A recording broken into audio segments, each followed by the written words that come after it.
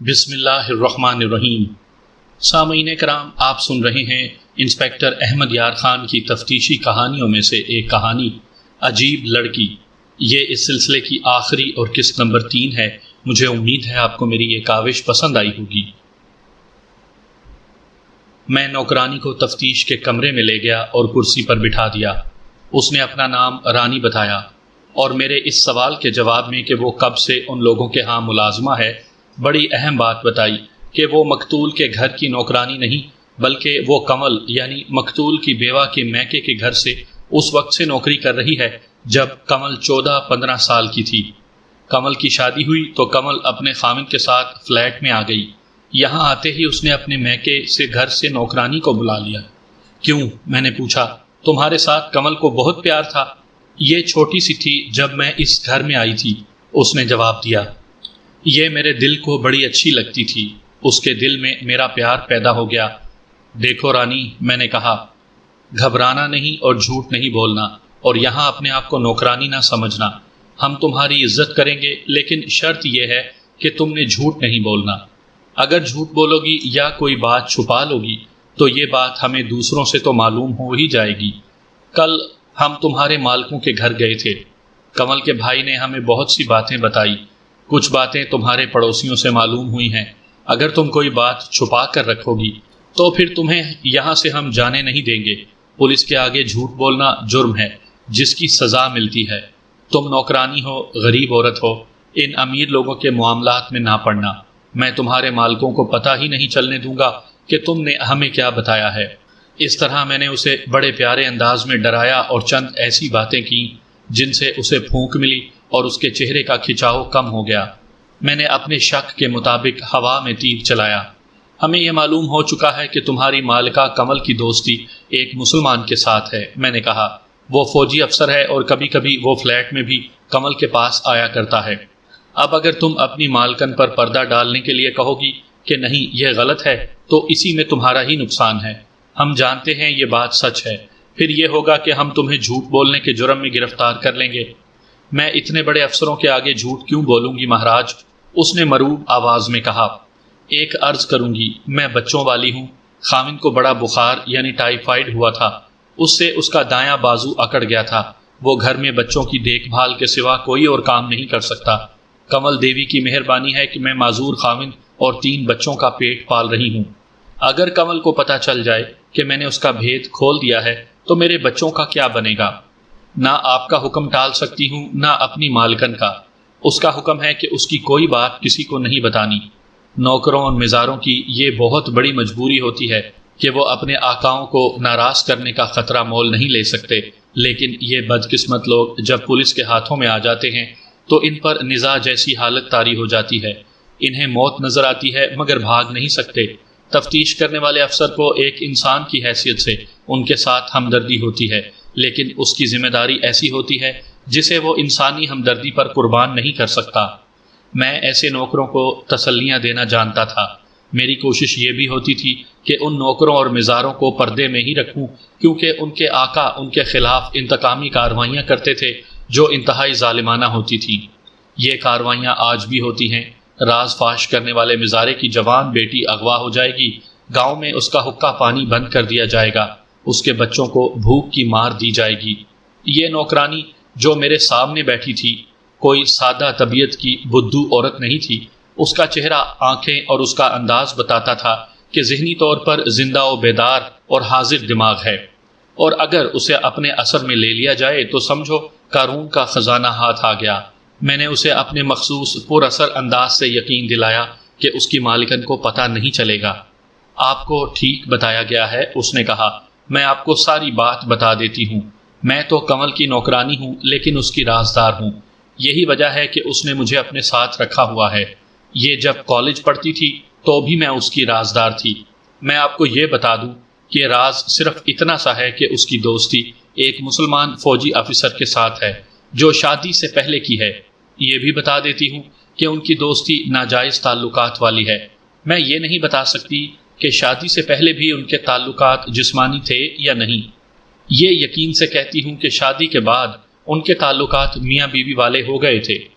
میں نے اس سے کچھ باتیں پوچھی۔ جو اس نے صاف صاف بتا دی۔ اس نے ایک عجیب بات سنائی۔ شادی کے بعد کمل اپنے خامن کو اس کے گھر والوں سے الگ کر کے لے آئی تھی۔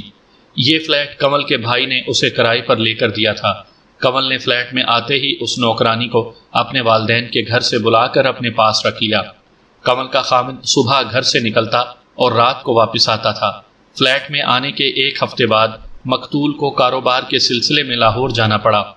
وہ دوپہر کی ریل گاڑی سے گیا۔ کمل نوکرانی کو بتا کر کہیں چلی گئی۔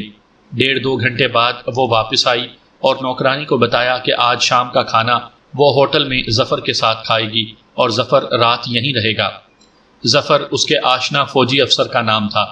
کمل نے نوکرانی سے کہا کہ وہ بیڈ روم کو بہت اچھی طرح صاف کرے اور شام کو کناٹ پیلس سے گلاب اور موتیے کے پھولوں کے 6 ہار لا کر بیڈ روم میں رکھ دے۔ سورج غروب ہونے کے کوئی 1 گھنٹے بعد کمل نے خاص طور پر بناؤ سنگھار کیا اور وہ کپڑے پہنے جن میں وہ دلہن بن کر اپنے سسرال آئی تھی۔ تم کھانا کھا لینا رانی، اس نے نوکرانی سے کہا۔ ادھر سے یعنی سسرال سے کوئی آ جائے تو کہنا کہ کمل کی 2 پرانی کلاس فیلو آ گئی تھیں اور وہ اسے زبردستی پکچر دیکھنے کے لیے لے گئی ہیں۔ انہیں چلتا کرنا۔ واپسی پر ظفر میرے ساتھ ہوگا۔ اگر گھر میں کوئی ہوا تو تم باہر برآمدے میں رہنا۔ کمل نے اسے اپنی واپسی کا اندازاً وقت بتا دیا۔ کمل 1.5-2 گھنٹے بعد واپس آئی۔ ظفر اس کے ساتھ تھا۔ دونوں بیڈ روم میں چلے گئے اور سحر کے وقت باہر نکلے۔ ظفر ناشتہ کیے بغیر چلا گیا۔ کمل عروسی لباس میں تھی۔ اس نے نوکرانی کو 25 روپے انعام دیا۔ اسے آج کا آپ 5000 روپیہ کہہ سکتے ہیں۔ نوکرانی نے بتایا کہ اگلی رات ظفر پھر آیا اور رات 12 بجے کے بعد گیا تھا۔ پھر مہندر پال یعنی مقتول خامد آ گیا۔ اس کے بعد ظفر دن کے وقت ہفتے میں 1 بار آتا اور جلد ہی چلا جاتا تھا۔ وہ نوکرانی کو ہر بار 10 روپے دے جاتا تھا۔ کمل بڑی ہوشیار لڑکی ہے، نوکرانی نے بتایا۔ اس نے اپنے سسرال کے بچے سے لے کر بوڑھے تک کو اتنا خوش رکھا ہوا تھا کہ وہ تو اس پر جان چھڑکتے تھے۔ ہنسنے اور ہنسانے والی لڑکی ہے۔ تیسرے چوتھے دن سسرال والوں کے گھر چلی جاتی تھی۔ خامن کے ساتھ کس طرح رہتی تھی؟ میں نے پوچھا۔ کھچی کھچی رہتی ہوگی۔ نہیں مہاراج، نوکرانی نے جواب دیا۔ گھر کی نوکرانی تو میں ہوں۔ مہندر جی کی جو خدمت مجھے کرنی چاہیے تھی وہ کمل کرتی تھی۔ وہ شام کو آتے تھے تو کمل ان کے جوتوں کے تسمے کھولنے بیٹھ جاتی تھی۔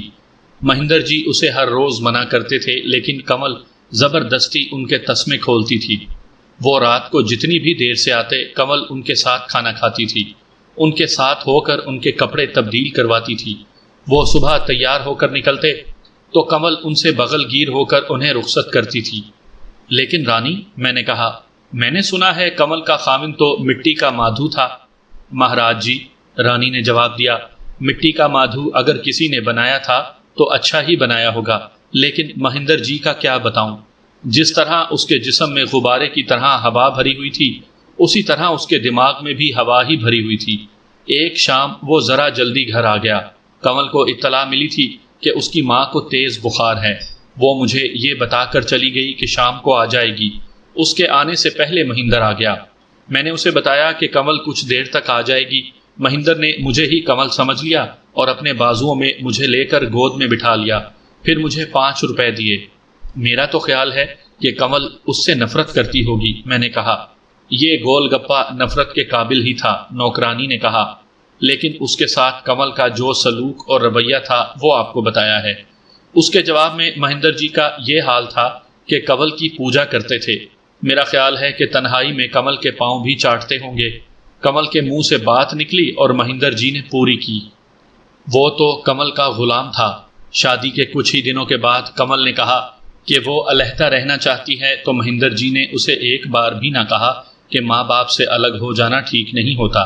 انہوں نے اگلے ہی روز کرائے کی رہائش کا بندوبست کر لیا اور اس فلیٹ میں آ گئے۔ اس طرح کچھ اور واقعات اور باتیں سنا کر رانی نے بڑی اچھی طرح واضح کر دیا کہ کمل اپنے خامن کے ساتھ غلامانہ حرکات کر کے اسے الو بناتی رہتی تھی اور خامن صحیح معنوں میں اس کا غلام بن کر اسے خوش رکھنے کی کوشش میں لگا رہتا تھا۔ یہ تو نوکرانی رانی نے ثابت کر ہی دیا تھا کہ کمل اپنے خامن کے ساتھ بے وفائی کر رہی تھی۔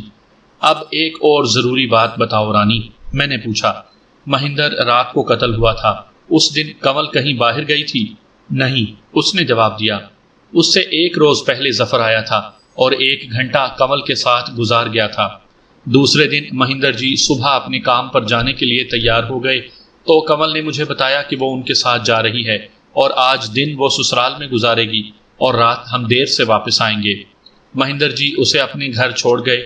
مجھے دوسرے دن خبر ملی تھی کہ مہندر جی کو کسی دشمن نے گولی مار دی ہے۔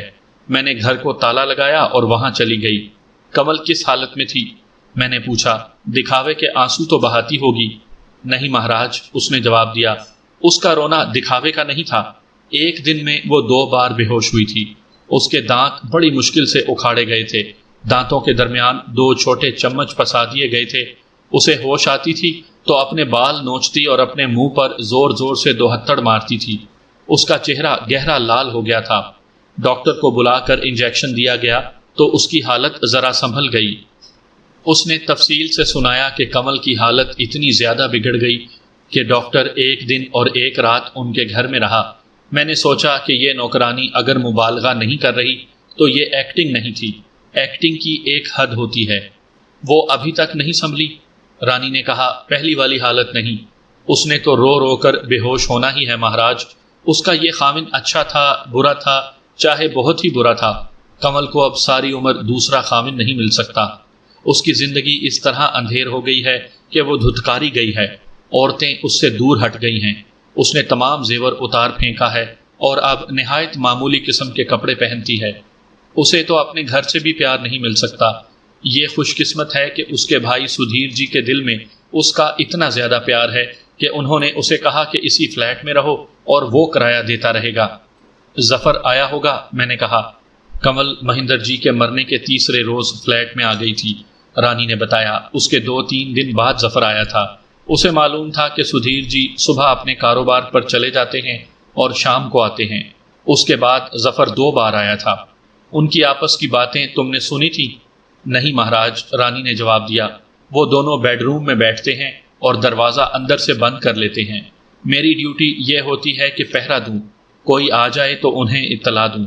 فلیٹ کے پیچھے لوہے کی گول سیڑھی ہے، ظفر ادھر سے آسانی سے بھاگ سکتا ہے، لیکن ابھی تک ایک بار بھی ایسا نہیں ہوا کہ کوئی آ گیا ہو۔ آنا بھی کس نے ہے؟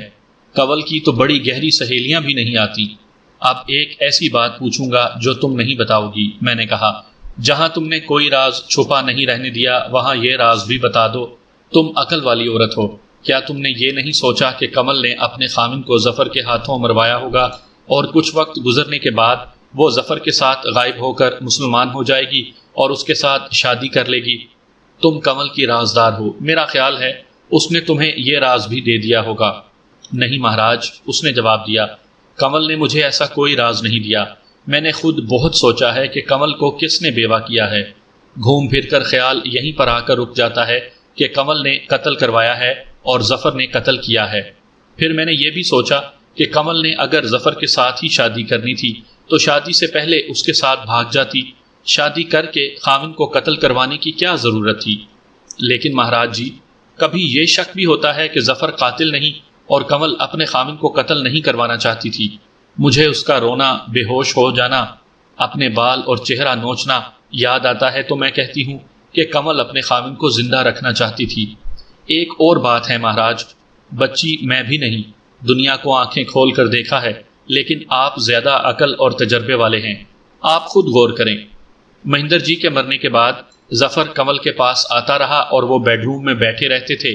ہر بار 2 گھنٹے تو ضرور بیٹھتے تھے، پھر کمل دروازے تک اس کے ساتھ جاتی تھی۔ 3-4 دن پہلے، یعنی جس دن آپ ہمارے گھر آئے، اس سے 2 دن پہلے ظفر دن کے وقت آیا اور پہلے کی طرح کمل کے ساتھ بیڈ روم میں ہی چلا گیا۔ کمل کی ذہنی حالت بہتر ہو گئی تھی۔ میں ڈرائنگ روم میں قالین پر صفائی والی مشین پھیر رہی تھی۔ کمل اور ظفر کو بیڈ روم میں گئے ابھی آدھا گھنٹہ بھی نہیں گزرا تھا کہ اس کمرے سے کمل کی بڑی اونچی اونچی آوازیں آنے لگیں۔ وہ غصے میں بول رہی تھی۔ بیڈ روم کا دروازہ کھلا تو کمل غصے کی حالت میں کہہ رہی تھی، نکل جا یہاں سے، میں پھر کبھی تمہاری صورت نہ دیکھوں۔ ظفر کہہ رہا تھا، ذرا ہوش میں آؤ کمل، لیکن کمل اس کی سن ہی نہیں رہی تھی۔ اس نے کہا، اگر تو یہاں سے نہ نکلا تو میں پولیس کو بلا لوں گی۔ تجھے کس نے کہا تھا کہ مجھے بیوہ کر دے؟ اس نے ظفر کو دھکے دے کر گھر سے نکال دیا اور دروازہ بند کر کے اتنی روئی کہ اس کی ہچکی بن گئی۔ بیڈ روم میں پلنگ پر اوندھے منہ لیٹی اور بچوں کی طرح روتی چلی گئی۔ میں نے اسے بہلانے کی بہت کوشش کی، وہ اور زیادہ رونے لگی۔ وجہ پوچھی لیکن اس نے جیسے میری بات سنی ہی نہ ہو۔ اس کی حالت بگڑتی ہی گئی۔ شام کو اس کے بھائی سدھیر جی آئے تو اس کی یہ حالت دیکھ کر ڈاکٹر کو لے آئے۔ ڈاکٹر نے انجیکشن تو نہیں دیا، دوائیاں دی تھیں۔ اب کمل یہ دوائیاں لیتی ہے اور زیادہ وقت سوئی رہتی ہے۔ کل بھی ڈاکٹر آیا تھا، کمل کے ساتھ بند کمرے میں بہت دیر بیٹھا رہا۔ اس کے جانے کے بعد میں نے دیکھا کہ کمل کی حالت بہتر ہو گئی تھی۔ رانی نے ہمارا کام کر دیا تھا۔ انسپیکٹر ٹینیسن دوسرے کمرے میں بیٹھا تھا۔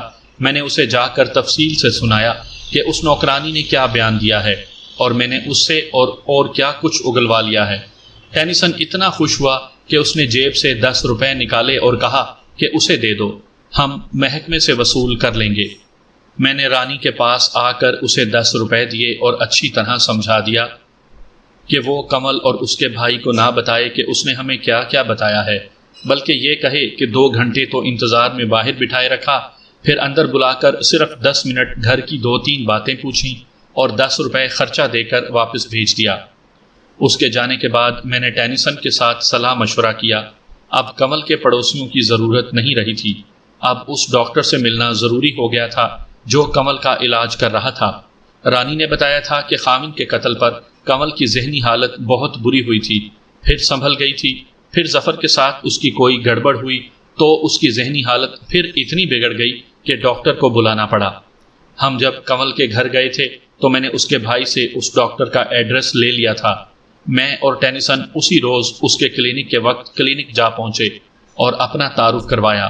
وہ تقریباً 50 برس عمر کا آدمی تھا، دماغی امراض کا ڈاکٹر تھا، ایک سرکاری ہسپتال میں ملازمت بھی کرتا تھا۔ وہ ہندو تھا۔ اس وقت کے ڈاکٹروں کے متعلق کچھ بتانا ضروری سمجھتا ہوں میں۔ آج کل کے ڈاکٹرز علاج معالجہ نہیں کاروبار کرتے ہیں۔ اس وقت کے ڈاکٹر صحیح معنوں میں مسیحا تھے۔ ان کے دلوں میں انسانوں کی ہمدردی تھی اور اپنے پیشے کے تقدس کا خیال رکھتے تھے۔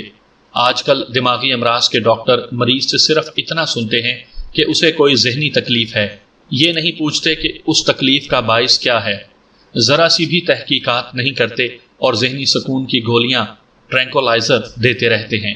ہمارے وقتوں کے ذہنی امراض کے ڈاکٹروں کا انداز کچھ اور ہوتا تھا۔ پولیس کی طرح بیماری کی بڑی محنت سے تفتیش کرتے تھے۔ ذہنی سکون کی گولیاں تو وہ کسی ایسے ذہنی مریض کو دیتے تھے جو بے قابو ہو جاتا تھا۔ اصل بات یہ ہے کہ اس دور میں ذہنی مریض بہت ہی کم ہوتے تھے۔ ڈپریشن کے نام سے کوئی بھی واقف نہیں تھا۔ آج کل تو ہر تیسرا آدمی ڈپریشن کا مریض ہے۔ عورتوں میں یہ مرض زیادہ ہے، ڈاکٹروں کی چاندی ہے۔ ہم اس ہندو ڈاکٹر کے پاس گئے اور مقتول کی بیوہ کا حوالہ دیا۔ یہ تو اسے معلوم تھا کہ کمل کا خاوند قتل ہو گیا ہے۔ پہلے دن کمل بے ہوش ہوئی تو اسی ڈاکٹر نے وہاں جا کر اسے انجیکشن دیا۔ اس نے ہمیں بتایا کہ کمل پر صدمے کا اثر تھا۔ اتنا تو ہم بھی سمجھ گئے ہیں کہ یہ صدمے کا اثر ہے۔ انسپیکٹر ٹینیسن نے کہا، ہم قاتل کی تلاش میں ہیں۔ ہمیں شک ہے کہ آپ کی مریضہ کو معلوم ہے کہ قاتل کون ہے۔ ہم نے دیکھا کہ ڈاکٹر کے ہونٹوں پر تبسم آیا اور وہ سوچ میں پڑ گیا۔ کل پرسوں کمل کے ساتھ آپ کی بڑی لمبی گفتگو ہوئی ہے، میں نے کہا۔ اس کے بعد وہ خاصی بہتر ہو گئی تھی۔ میں نے اسے ہندو سمجھتے ہوئے کہا، ہمیں یہ بھی شک ہے کہ قاتل مسلمان ہے۔ اس قاتل کو زیادہ دیر آزاد نہیں رہنا چاہیے۔ مجھے معلوم تھا کہ مسلمان کا لفظ سن کر یہ ہندو بچھو کی طرح ڈنک کھڑا کرنے لگے گا۔ مریضہ کے ضمیر پر جرم کا بوجھ ہے، ڈاکٹر نے کہا۔ میں نے خود اس سے پوچھا تھا، خاوند کی موت کا صدمہ تو ہے ہی۔ ہندو عورت کے لیے یہ صدمہ دوہرا ہوتا ہے، وہ اس طرح کہ اسے ساری عمر بیوہ رہنا ہوتا ہے۔ لیکن اس مریضہ کو میں نے کوریدا تو پتہ چلا کہ یہ کوئی ایسا کام کر بیٹھی ہے جو اسے نہیں کرنا چاہیے تھا۔ کیا آپ نے محسوس نہیں کیا کہ اس نے اپنے خاوند کو قتل کروایا ہے؟ انسپیکٹر ٹینیسن نے کہا، آپ تجربے کار سائیکیٹرسٹ ہیں اور ایک ذمہ دار ڈاکٹر ہیں۔ مجھے آپ سے صرف یہ توقع ہے کہ آپ ہمارے ساتھ تعاون کریں گے۔ میں تعاون سے انکار نہیں کر رہا، اس نے کہا۔ میں سوچ رہا ہوں کہ آپ کو کس طرح سمجھاؤں کہ مریضہ کی ذہنی کیفیت کیا ہے۔ یہ انسانی فطرت کا عجیب سا مظاہرہ ہے جو بہت کم دیکھنے میں آتا ہے، یا یوں کہنا چاہیے کہ بہت کم لوگ اپنی اس قسم کی ذہنی حالت کا اظہار کرتے ہیں۔ اس نے ڈاکٹری زبان میں بڑی لمبی بات کی۔ میں یہ سارا تجزیہ یا تشخیص پیش نہیں کر سکتا۔ اس نے کہا کہ یہ مریضہ اپنے خاوند کی موت اور اپنے آشنا کے درمیان اس طرح پس رہی ہے جیسے چکی کے دو پتھروں میں دانہ آ جاتا ہے۔ وہ دونوں کو زندہ دیکھنا چاہتی تھی، لیکن اس کے آشنا نے اس کے خاوند کو درمیان سے ہٹا دیا۔ اس سے اس کی ذہنی حالت پاگل پن تک جا پہنچی۔ کیا اس نے بتایا ہے کہ اس کا آشنا کون ہے؟ نہیں، ڈاکٹر نے جواب دیا، میں نے پوچھا بھی نہیں۔ یہ بھی خیال رکھیں کہ کوئی انسان اس طرح اقبال جرم نہیں کیا کرتا۔ یہ اس دوائی کا اثر تھا جو میں نے اسے دی تھی۔ کیا آپ ہماری مدد کریں گے؟ میں نے کہا، یہ دوائی اسے پھر دیں۔ میرا خیال ہے اس دوائی کی ضرورت نہیں ہوگی، ڈاکٹر نے کہا۔ آپ اس کے پاس چلے جائیں، اس نے مجھے کہا۔ آپ اکیلے جائیں تو زیادہ بہتر ہے، برٹش آفیسر کے ساتھ شاید وہ زیادہ بے تکلف نہ ہو۔ اگر آپ کے ساتھ بات نہ کرے تو میں آپ کی مشکل آسان کر دوں گا۔ ڈاکٹر کے ساتھ بڑی لمبی گفتگو ہوئی تھی جس سے رانی کے بیان کی تصدیق ہو گئی۔ میرے لیے یہ بڑا عجیب کیس تھا۔ میں اگلے روز صبح 10 بجے کے قریب کنول کے گھر چلا گیا۔ اس کا بھائی گھر میں نہیں تھا۔ رانی مجھے اندر لے گئی اور ڈرائنگ روم میں بٹھایا۔ میں نے پہلی بار کنول کو دیکھا۔ ہر لحاظ سے خوبصورت لڑکی تھی۔ اس کے چہرے پر اداسی کا گہرا تاثر تھا اور اس کی چال مریضوں جیسی تھی۔ وہ ڈرائنگ روم میں داخل ہوئی تو میں اٹھ کھڑا ہوا۔ آپ پولیس انسپیکٹر ہیں؟ اس نے کہا۔ آپ یہاں آئے تھے، بھائی نے مجھے جگایا ہی نہیں۔ میں نے ہی آپ کے بھائی کو روک دیا تھا، میں نے کہا۔ ایک تو آپ اتنے بڑے صدمے میں ہیں اور دوسرے میں آپ کو پریشان کرنا شروع کر دوں۔ یہ تو رسمی باتیں تھیں۔ میں بچ بچ کر آہستہ آہستہ اپنے کام کی باتوں کی طرف آنے لگا۔ میں نے اسے بتایا کہ میں اس کے ڈاکٹر سے مل آیا ہوں اور ڈاکٹر نے مجھے خاص طور پر اس کے پاس بھیجا ہے۔ وہ خاموشی سے سنتی رہی۔ میں نے پولیس سروس میں بعض ایسے پیشہ ور مجرموں سے اقبالی بیان صرف زبان کا جادو چلا کر لے لیے تھے جن کے متعلق مشہور تھا کہ ان کی ہڈیاں توڑ دو تو بھی نہیں بولتے۔ میں نے ان کے جسموں کو ہاتھ نہیں لگایا تھا، لیکن اس لڑکی سے راز کی بات اگلوانا مجھے ناممکن نظر آ رہا تھا۔ میں وہ ساری باتیں نہیں بتا سکتا جو میں نے اس کے ساتھ کی تھیں۔ بہت لمبی گفتگو تھی۔ یہ ذہن میں رکھیں کہ میرے انداز میں ہمدردی تھی، اپنائیت اور بے تکلفی تھی۔ بہرحال یہ میرے لیے بڑا ہی سخت امتحان تھا۔ اس کی ذہنی حالت بہت ہی کمزور ہو چکی تھی۔ میں نے جب اس کی اس کمزوری کو بھانپ لیا تو میں نے پیار پیار میں سیدھی باتیں کرنی شروع کر دیں۔ مثلاً میں نے ایک بات یہ کہی، اس میں ذرا سا بھی شبہ نہیں رہا کہ آپ قاتل کو جانتی ہیں۔ قاتل کو جاننا اور پولیس سے چھپائے رکھنا جرم ہے۔ آپ کو اس جرم میں گرفتار کیا جا سکتا ہے۔ مجھے مشورہ دینے والا کوئی نہیں، اس نے کہا۔ میرا دماغ اتنا کمزور ہو گیا ہے کہ میں کوئی فیصلہ نہیں کر سکتی۔ مجھے بتاؤ کنول، میں نے کہا۔ بھول جاؤ کہ میں پولیس آفیسر ہوں۔ مجھے اپنا ہمدرد ہندوستانی سمجھو۔ اپنے آپ کو نہ جلاؤ، بتا دو۔ ایک بات یاد رکھو کنول، یہ مشہور ہوتا جا رہا ہے کہ کنول نے اپنے خاوند کو خود مروایا ہے۔ میں یہ بھی جانتا ہوں کہ وہ مسلمان ہے اور وہ آرمی آفیسر ہے۔ اس نے چونک کر میرے منہ پر نظریں گاڑ دیں۔ یہ بھی مشہور ہو گیا ہے، میں نے کہا، کہ تم اس سے شادی کر لو گی، اسی لیے تم نے اپنے خاوند کو اس کے ہاتھوں سے مروا دیا۔ میں نہیں، وہ میرے ساتھ شادی کرنا چاہتا ہے، اس نے کہا۔ میں اس کے ساتھ شادی نہیں کروں گی۔ اس کا نام ظفر ہے نا؟ میں نے کہا۔ ہاں، اس نے جواب دیا، ظفر۔ وہ کیپٹن ہے، میں اسے گرفتار کروانا چاہتی ہوں۔ اس کے یہ الفاظ سن کر میں اس کے سوا اور کوئی رائے نہیں دے سکتا تھا کہ یہ لڑکی دماغی توازن کھو بیٹھی ہے۔ میں آج بھی یہی کہتا ہوں کہ یہ ان ادویات کا اثر تھا جو ڈاکٹر اسے دے رہا تھا۔ شعوری طور پر وہ بیدار ہی نہیں تھی، اس کا ذہن لاشعوری طور پر بیدار تھا۔ گناہ اور گناہوں کے اعتراف ذہن لاشعور میں پوشیدہ ہوتے ہیں۔ کوئی نشہ آور چیز جب شعور کو سلا دیتا ہے تو انسان کا ذہن لاشعور اپنے دروازے کھول دیتا ہے۔ وہ جب ہوش میں آتا ہے، یعنی جب اس کا شعوری ذہن بیدار ہوتا ہے، تو اسے بالکل یاد ہی نہیں رہتا کہ وہ نشے میں کیا باتیں کرتا رہا ہے۔ کنول نے اپنی اور ظفر کی محبت کا قصہ شروع کر دیا۔ اس وقت وہ کالج میں 3rd ایئر میں پڑھتی تھی، ظفر 4th ایئر میں تھا۔ کالج ایک ہی تھا، وہیں ان کی محبت شروع ہوئی تھی، اور یہ محبت پاک نہیں تھی۔ ظفر نے BA پاس کیا تو اسے فوج میں کمیشن مل گئی۔ یہاں میں یہ بتانا بھی ضروری سمجھتا ہوں کہ جنگ عظیم میں انگریزوں کو روپے پیسے کی ضرورت تھی۔ انہوں نے چندہ اکٹھا کرنے کے لیے وار فنڈ کا اجرا کیا تھا۔ ہندوستان کے جاگیرداروں، ہندو سیٹھوں اور بڑے بڑے ٹھیکیداروں نے اتنا زیادہ چندہ دیا تھا کہ انگریز حیران رہ گئے تھے۔ پھر یوں ہونے لگا کہ کسی سیٹھ وغیرہ نے اس درخواست کے ساتھ 30-40 ہزار روپیہ چندہ دیا کہ اس کے بیٹے کو فوج میں کمیشن دیا جائے۔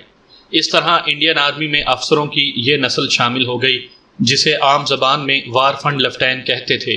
انہیں چند مہینوں کی ٹریننگ دے کر یونٹوں میں بھیج دیا جاتا تھا۔ بعض کے باپ مزید چندہ دے کر بیٹے کو کسی ہیڈ کوارٹر میں بھجوا دیتے تھے جہاں محاذ پر جانے کا امکان نہیں ہوتا تھا۔ ظفر اسی نسل کا کیپٹن تھا۔ اس کا باپ دلی کے نواح کا رہنے والا جاگیردار تھا۔ اس نے سپلائی کے کور ہیڈ کوارٹر میں ظفر کی پوسٹنگ کروا لی تھی۔ اس طرح ظفر اور کمل کی ملاقاتیں پھر سے شروع ہو گئیں۔ کمل کو وہ کہتا رہتا تھا کہ وہ اس کے ساتھ شادی کرنا چاہتا ہے اور وہ مسلمان ہو جائے۔ کمل اسے وعدے پر ٹالتی رہتی تھی۔ پھر کمل کی شادی ہو گئی۔ سننے والے شاید یہ یقین نہ کریں، لیکن یہ کمل کا اپنا بیان تھا کہ شادی کے بعد کمل نے اپنے خاوند کو صرف اس لیے اس کے ماں باپ سے الگ کر لیا تھا کہ ظفر کے ساتھ ملنے ملانے کا سلسلہ جاری رہے۔ کمل کی نوکرانی نے مجھے سنایا تھا کہ فلیٹ میں آتے ہی کمل نے ظفر کو رات کو بلایا تھا۔ کمل کا خاوند 2-3 دنوں کے لیے چلا گیا تھا۔ کمل نے گلاب اور موتیے کے ہار منگوائے تھے جو اس نے بیڈ روم میں سجائے تھے۔ اس نے ظفر کے ساتھ اس کمرے میں ہنی مون منایا تھا اور ظفر سے کہا تھا کہ میرے اصلی خاوند تم ہو۔ ظفر نے کمل سے ضد شروع کر دی کہ وہ اس کے ساتھ بھاگ چلے اور مسلمان ہو کر اس کے ساتھ شادی کر لے۔ کمل نے اسے کہیں کہہ دیا کہ وہ مہندر کے ساتھ شادی کر کے پچھتا رہی ہے، لیکن جب تک یہ زندہ ہے وہ اس سے آزاد نہیں ہو سکتی۔ کمل نے مجھے بتایا کہ اس نے ظفر سے کہا تھا کہ وہ بیوی جس کسی کی بھی بنا دی گئی وہ کچھ نہیں کہے گی، لیکن دلی طور پر وہ دوستی ظفر کے ساتھ ہی رکھے گی۔ میرا خیال ہے کمل کی خوبصورتی اور اس کا زندہ دلانہ انداز ایسا طلسماتی تھا کہ ظفر کا اس کے پیچھے پاگل ہو جانا قدرتی امر تھا۔ ایک وجہ یہ بھی تھی کہ ظفر بہت امیر باپ کا بگڑا ہوا بیٹا تھا اور بے وقوف بھی تھا۔ مہندر قتل ہو گیا تو کمل کو ذرا سا بھی شبہ نہ تھا کہ قاتل ظفر ہے۔ قتل کے بعد ظفر اس سے 3-4 بار ملا اور اسے اپنے ساتھ بھاگ چلنے کو اکساتا رہا، لیکن کمل اسے کہتی رہی کہ ابھی غائب ہو گئے تو ہم پر قتل کا الزام لگ جائے گا۔ آخری ملاقات میں ظفر اسے بتا بیٹھا کہ اس نے اسی کے خامن کو قتل کیا ہے۔ یہ سننا تھا کہ کمل بگڑ گئی۔ اس نے ایک بار بھی ظفر سے نہیں کہا تھا کہ وہ مہندر کو قتل کر دے۔ میں اپنے خامن کے ساتھ خوش تھی، کمل نے مجھے بیان دیتے ہوئے کہا۔ وہ میرا غلام بنا ہوا تھا، میرے اشاروں پر ناچتا تھا، مگر ظفر نے مجھے بیوہ کر دیا۔ میں نے ظفر کو گھر سے نکال دیا۔ آپ کہیں گے کہ تمہارے سامنے بڑا اچھا راستہ تھا، مسلمان ہو جاتی اور ظفر کے ساتھ شادی کر لیتی، لیکن میرے دل کی آواز کچھ اور تھی، میں نے اس پر عمل کیا۔ یہ تمہارا ذاتی معاملہ ہے کمل، میں نے کہا۔ میں ویسے پوچھ رہا ہوں، کیا ظفر کو سزائے موت یا عمر قید دلوا کر تمہیں خوشی ہوگی؟ نہیں، اس نے کہا، یہ میرے لیے اتنا ہی بڑا صدمہ ہے جتنا اپنے خامن کی موت کا ہے۔ کیا تم کورٹ میں یہ بیان دو گی؟ میں نے پوچھا۔ اگر میں نے کورٹ میں بیان نہ دینا ہوتا تو آپ کو یہ راز کیوں دیتی؟ اس نے جواب دیا، میں کورٹ میں یہی بیان دوں گی۔ اسی روز ہم ظفر کے ہیڈ کوارٹر میں جا پہنچے اور کمانڈنٹ سے ملے۔ وہ انگریز کرنل تھا، اسے یہ واردات سنائی تو اس نے بھی کہا کہ عجیب لڑکی ہے۔ اس نے یہ بھی کہا کہ یہ لڑکی دماغی طور پر صحیح معلوم نہیں ہوتی۔ کرنل نے کیپٹن ظفر کو اپنے دفتر میں بلا لیا اور ہمارے حوالے کر دیا۔ ہم اسے اپنے ساتھ لے آئے۔ کیپٹن ظفر، میں نے اسے کہا، تمہارے لیے صرف ایک راستہ رہ گیا ہے، اقبال جرم کر لو، ہمارے پاس شہادت مکمل ہے۔ پہلے تو اس نے پسو پیش کی، پھر جب ہم نے اس کے آگے شہادت رکھ دی اور یہ بھی بتایا کہ ایک ٹیکسی ڈرائیور نے اسے دیکھا تھا اور یہ سکھ اسے پہچانتا ہے، تو وہ کچھ ڈھیلا پڑ گیا۔ ہم نے ٹیکسی ڈرائیور کو بلا کر ظفر کا چہرہ دکھا دیا تاکہ عدالت میں وہ کہہ سکے کہ اس نے ظفر کو سرکاری موٹر سائیکل پر آتے دیکھا، مقتول پر گولیاں چلاتے بھی دیکھا تھا۔ ظفر چونکہ امیر باپ کا بیٹا تھا، اس لیے وہ سمجھتا تھا کہ دولت سے ہر چیز خریدی جا سکتی ہے۔ اس کی کپتانی بھی خریدا ہوا عہدہ تھا۔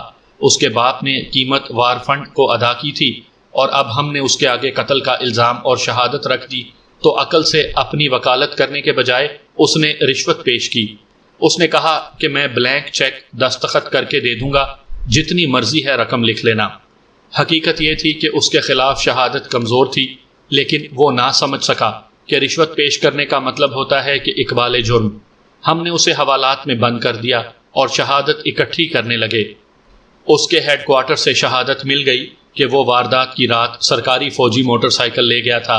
رجسٹر پر اس کے دستخط موجود تھے۔ رجسٹر میں موٹر سائیکل کی واپسی کا وقت بھی درج تھا۔ 38 بور کا ریوالور اس کا اپنا تھا، اس کا لائسنس تھا۔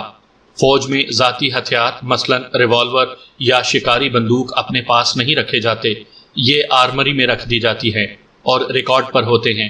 مالک اپنا اسلحہ لے جائے تو رجسٹر پر دستخط کر کے لے جاتا ہے، واپسی پر یہ بھی رجسٹر پر لکھا جاتا ہے۔ ہم نے ریکارڈ دیکھا تو واردات والے دن ظفر اپنا ریوالور لے گیا تھا اور اگلے روز رجسٹر میں واپسی لکھی ہوئی تھی۔ ریکارڈ میں جو پہلے 24 گولیاں تھیں واپس 22 گولیاں کی گئیں۔ ہم نے موٹر سائیکل، ریوالور، گولیاں اور ریکارڈ کی کاپیاں قبضے میں لے لیں۔ ہمارے پاس 2 بڑے مضبوط اور قیمتی گواہ تھے، ایک تھی کمل اور دوسری اس کی نوکرانی۔ گواہوں کا ہمیں کوئی غم نہیں تھا، اس کا انتظام ہم کر سکتے تھے۔ میں اور انسپیکٹر ٹینیسن نے ان دونوں عورتوں کو گواہی کے لیے تیار کر لیا اور ہم مقدمہ تیار کرنے میں مصروف ہو گئے۔ کیپٹن ظفر ایک عام ملزم کی حیثیت سے ہماری حوالات میں بند تھا۔ اس کے باپ نے اوپر تک رسائی حاصل کر لی تھی، ہم تک بھی پہنچا۔ اس کے پاس دولت تھی جو وہ ہر کسی کو پیش کرتا پھرتا تھا، لیکن سوائے دھتکار کے اسے کچھ بھی حاصل نہیں ہو رہا تھا۔ تقریباً 1 مہینے بعد مقدمہ عدالت میں گیا۔ علاقہ تھانے دار سب انسپیکٹر رتن کمار کی گواہی ہوئی، پھر میری اور انسپیکٹر ٹینیسن کی گواہی ہوئی۔ اس کے بعد اس کیس کی سب سے زیادہ اہم گواہ کمل گواہی دینے کے لیے عدالت میں آئی۔ یہ ذہن میں رکھیں کہ اب کیس مجسٹریٹ کی کورٹ سے سیشن کورٹ میں آ گیا تھا، جہاں اس کا فیصلہ ہونا تھا۔ پبلک پروسیکیوٹر کمل سے گواہی دلوانے لگا تو کمل نے کچھ اور ہی حرکتیں کی اور باتیں شروع کر دیں۔ جج نے اسے وارننگ دی کہ وہ سیشن کورٹ میں کھڑی ہے اور قتل کے کیس کی گواہ ہے، لیکن کمل نے ہنسنا شروع کر دیا۔ اس نے جو حرکتیں اور باتیں کی وہ بہت ہی لمبی ہیں، میں ضرورت نہیں سمجھتا کہ یہ سب کی سب آپ کو بتائی جائیں۔ مثال کے طور پر ایک بات سناتا ہوں۔ پبلک پروسیکیوٹر نے اسے کہا کہ آپ کا خاوند قتل ہو گیا تھا۔ کمل نے جواب دیا کہ میرے 2 خاوند تھے، ایک قتل ہو گیا ہے اور دوسرا یہ۔ اپیل دائر ہوئی، ہائی کورٹ نے صرف اتنی مہربانی کی کہ سزائے موت عمر قید میں تبدیل کر دی۔ تقریباً 2.5 سال بعد پاکستان مارز وجود میں آ گیا۔ ظفر کا خاندان چونکہ انگریز نواز تھا، بلکہ میں انہیں ہندو نواز بھی کہوں گا، اس خاندان میں سے کوئی ایک بھی فرد پاکستان نہیں آیا تھا۔ کمل کے متعلق کیس ختم ہونے کے 1.5-2 مہینے بعد ہی پتہ چل گیا تھا کہ اسے آگرہ کے پاگل خانے میں بھیج دیا گیا تھا۔